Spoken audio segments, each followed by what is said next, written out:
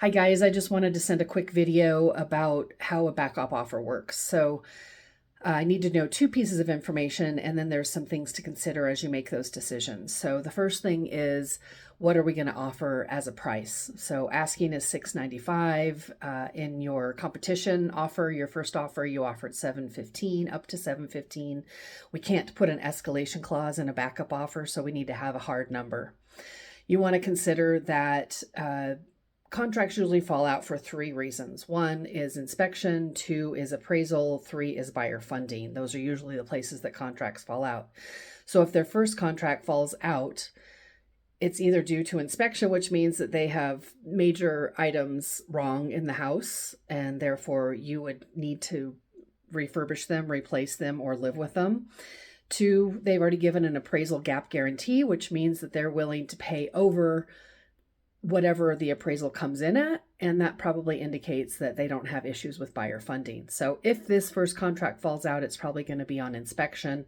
Therefore, what price do you want to offer as a backup? I might suggest slightly over asking, like maybe 700 instead of 715. Usually if a house goes back on the market, you do not get above asking price, especially not 4% above asking price.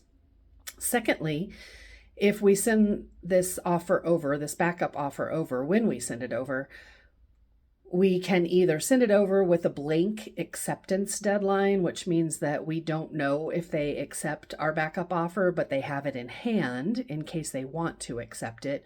Or we put an acceptance deadline of, say, Sunday at 8 p.m.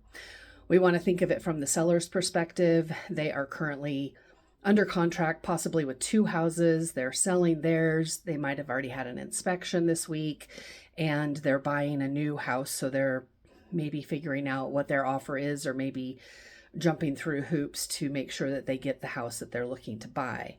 So we want to be considerate about the deadline, but we also want to know if they're going to take our offer and see it as a backup. It's not binding until all parties sign, so it's a little tricky if we have no idea if they're going to sign it.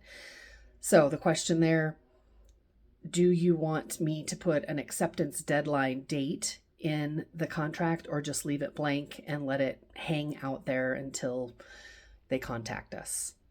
I can continue to be in contact with Eileen, but as we start looking at other houses and time goes by, that's going to wear thin, and she's going to feel like I'm pestering her. So hopefully this helps. Let me know those two questions. How much are we offering?